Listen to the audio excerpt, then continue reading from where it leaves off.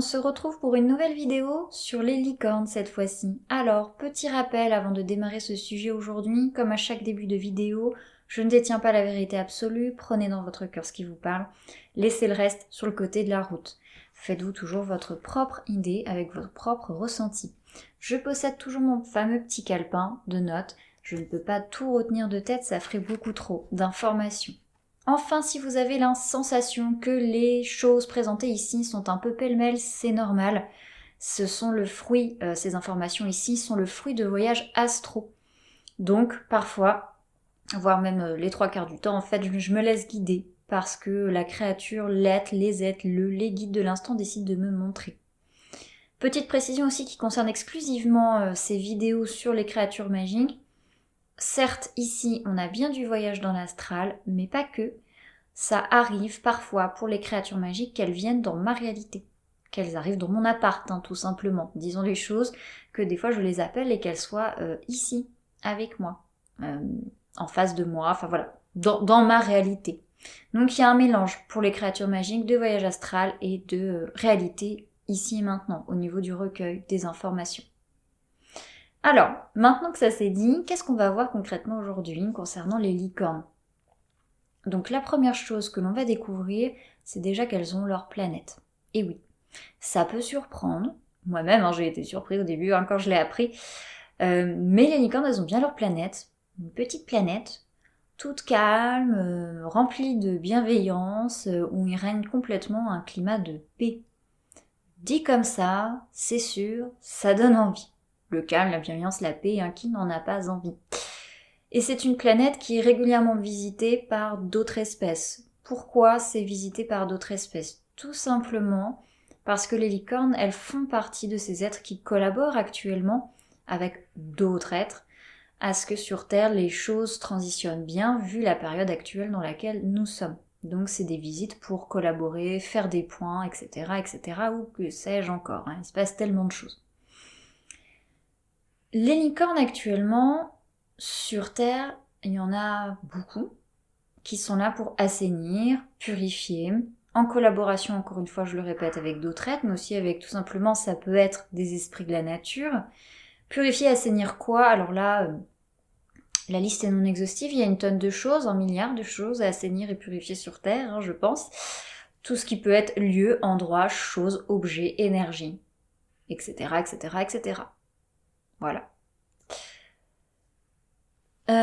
Alors, qu'est-ce que je peux vous dire d'autre ensuite ? Je reporte sur mes notes. Tac, tac, tac. Ah oui, voilà. Leur organisation ici sur Terre. Alors, leur organisation ici sur Terre, elle ressemble beaucoup à leur organisation sur leur propre planète. C'est pour ça que je ne me suis pas plus avancée après vous avoir dit qu'elles avaient une planète sur comment ça marche, puisque j'y viens là, je fais le pont direct avec comment ça se passe quand elles sont parmi nous. Donc, comment ça se passe ? On a une licorne qui va gérer un peuple de licornes sur leur planète. Ici sur Terre, on a une licorne qui va gérer un groupe de licornes. Et chaque groupe ici sur Terre a une tâche bien précise. Ça, c'est le groupe pour purifier les différentes eaux douces. Ça, c'est le groupe pour la construction d'énergie, de structures, etc., etc. Ça, c'est le groupe pour ceci, ça, c'est le groupe pour cela, etc., etc. Donc, c'est à peu près la même chose sur leur planète, une licorne qui gère un peuple. Je dis bien qu'il gère un peuple de licornes parce que j'ai cru comprendre, même si l'info me reste encore à confirmer, je préfère vous le dire en toute honnêteté, mais j'ai cru comprendre qu'il n'y avait pas qu'un seul souverain de licorne. Alors attention, on n'est pas du tout, encore une fois, je le répète comme je l'ai dit dans d'autres vidéos si vous les avez vues, on n'est pas dans le système du souveraine comme ce qu'on peut nous le comprendre sur Terre. Là-bas, sur leur planète, c'est un souverain ou bien sûr c'est une licorne, on va dire, de référence qui est qui traite, on va dire, d'égal à égal, c'est complètement ça, elle traite d'égal à égal, elle est dans l'écoute, elle est dans la compréhension lorsque les autres lui disent quelque chose. Et puis elle fait remonter l'info à une plus grande autorité ou à un autre type d'être. Et c'est pareil sur Terre, encore une fois, la licorne qui est en charge de son groupe, elle fait remonter l'information toujours à une autre autorité. Donc en fait, ça remonte comme ça de manière pyramidale. Jusqu'à je ne sais pas où d'ailleurs, mais ça remonte. Voilà. L'idée, c'est que c'est bien organisé, bien hiérarchisé. Mais attention, encore une fois, c'est pas la hiérarchie comme on pourrait l'avoir sur Terre. N plus 1, N plus 2, et puis c'est très cloisonné, on n'arrive pas à atteindre le N plus 2 quand on est juste salarié ou autre. Encore une fois, tout le monde communique, c'est fait dans le respect, la bienveillance, la bonne entente. Personne n'est supérieur, inférieur dans tout ça. Alors, qu'est-ce que je peux vous dire d'autre sur leur planète ou sur ce qu'elles font ici parmi nous? Alors. Tac, ça je vous l'ai dit. Eh bien, c'est tout ce que je vous avais noté et préparé concernant cette partie-là. Bien sûr, je répète, les vidéos ici sont loin de représenter tout ce qui se passe pour une espèce. Ici, on est synthétique. Donc moi, ce que je vais faire maintenant, c'est que je vais vous parler de concrètement, si vous voulez appeler une licorne, eh bien vous en faites quoi? Pourquoi vous l'appelez la licorne? À quoi ça peut servir d'avoir une licorne dans ma vie? Donc, une licorne, énergie de base, c'est pur. Voilà, c'est très pur. Ça, les contes aussi, qu'on en a fait dans nos histoires, dans nos mythologies, ils ont accentué ce côté-là aussi, ce côté à chaque fois, waouh, c'est assez extraordinaire quand on voit une licorne, c'est blanc, c'est pur, etc., etc. Certes, c'est vrai, il y a cette pureté qui est là, mais surtout, comment on pourrait faire pour l'appeler déjà de base cette licorne? Donc, tout simplement avec le cœur, l'appel du cœur. Ne vous embêtez pas, sauf si vraiment ça vous parle, chacun sa manière de faire, mais sinon, si ça vous parle pas, ne vous embêtez pas à vous dire je suis pas assez digne de l'appeler, j'ai pas le cœur assez pur, si je fais pas un rituel en allumant une bougie en phase de lune croissante, ça va pas marcher. Non, franchement, on enlève tout ça, on balaye les petits nuages là, l'appel du cœur. Vous appelez avec toute la sincérité de votre cœur et c'est tout ce qui compte. Bien sûr, il est préconisé de toujours se mettre, mais ça vaut pour n'importe quelle créature, de toujours se mettre dans un espace où on est sûr qu'on sera le plus réceptif possible. Donc, dans un espace avec de bonnes énergies de base. L'idéal, bien entendu, ce serait de pouvoir être dans une forêt, une clairière avec de belles énergies, enfin, un espace où c'est calme, où c'est dans des bonnes énergies, où c'est bienveillant. Et on sera sûr de ne pas être dérangé. De là, on a trouvé notre espace, on est dedans, on fait son appel avec le cœur, et on voit ce qui se passe. C'est-à-dire, la licorne, si elle entend vraiment un appel du cœur, bien sûr qu'elle viendra.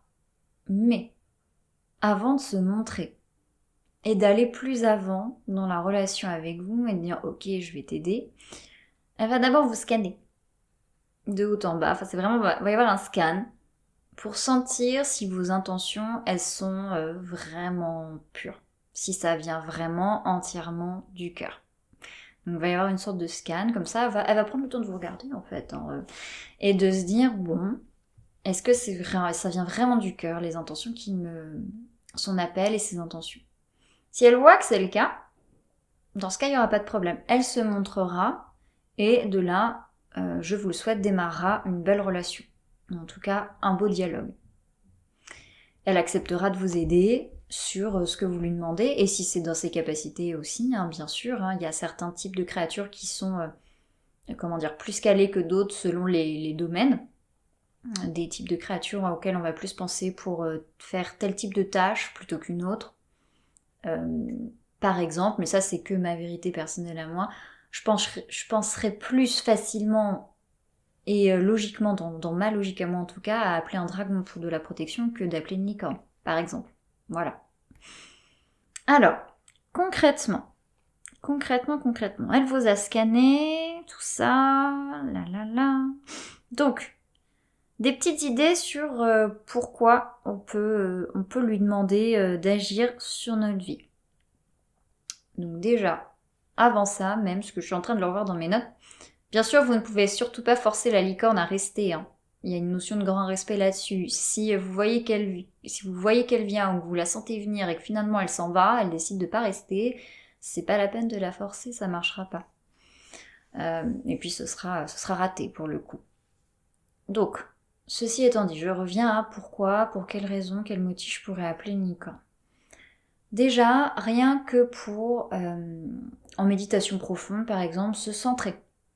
Se centrer, apporter du calme à l'intérieur de soi, de la paix à l'intérieur de soi, développer plus d'amour pour soi aussi, plus de bienveillance, plus de douceur pour soi-même, hein, ça peut être pas mal.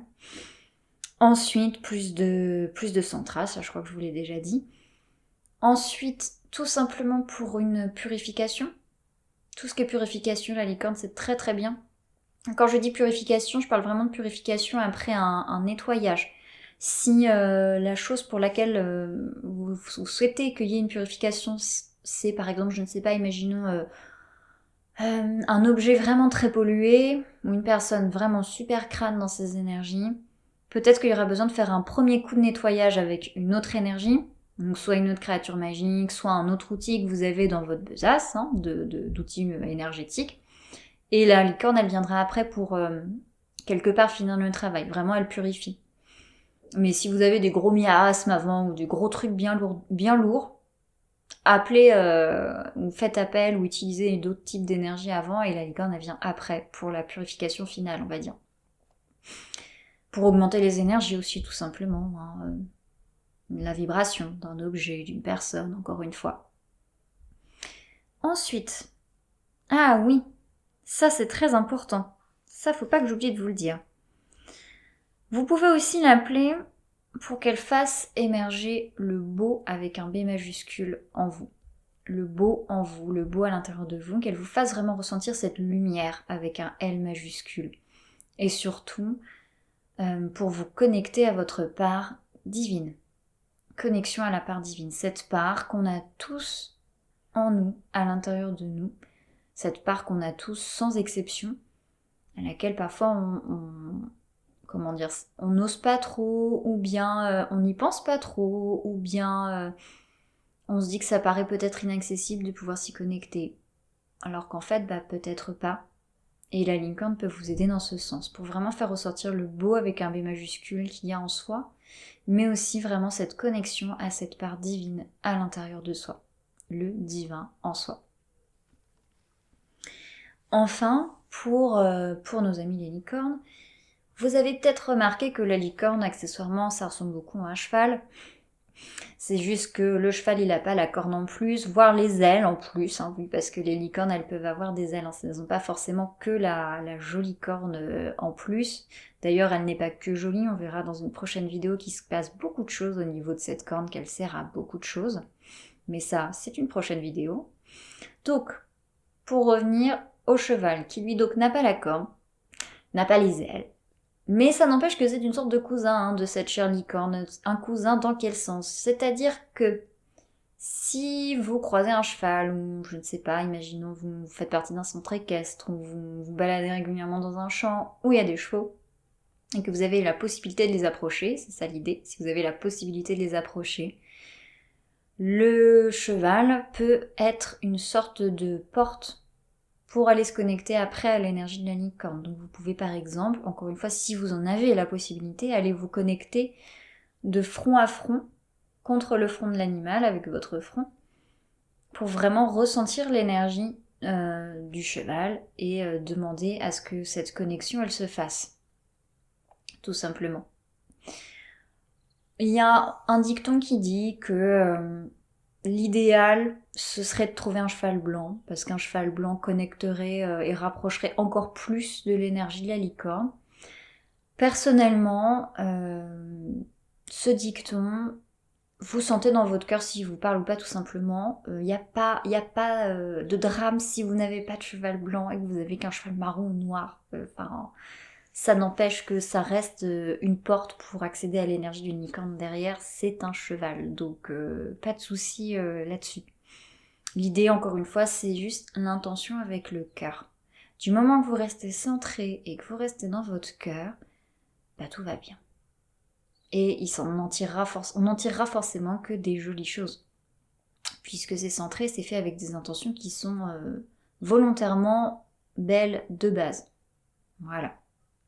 Alors, est-ce que j'avais oublié de vous dire quelque chose? Non. Et non, c'est tout pour aujourd'hui. Ça y est, on se quitte sur cette première vidéo de licorne. On en aura une deuxième qui va arriver où justement, je vous le disais, on parlera pas mal de cette histoire de corne. Qu'est-ce que ça peut bien recéler une corne de licorne? Est-ce qu'on s'est déjà posé la question? En attendant, moi je vous dis à tout bientôt. N'hésitez pas à vous abonner si ce n'est pas déjà fait, à partager cette vidéo si le cœur vous en dit, à mettre un petit pouce bleu, un petit like. Et moi je vous dis à tout bientôt pour une prochaine vidéo.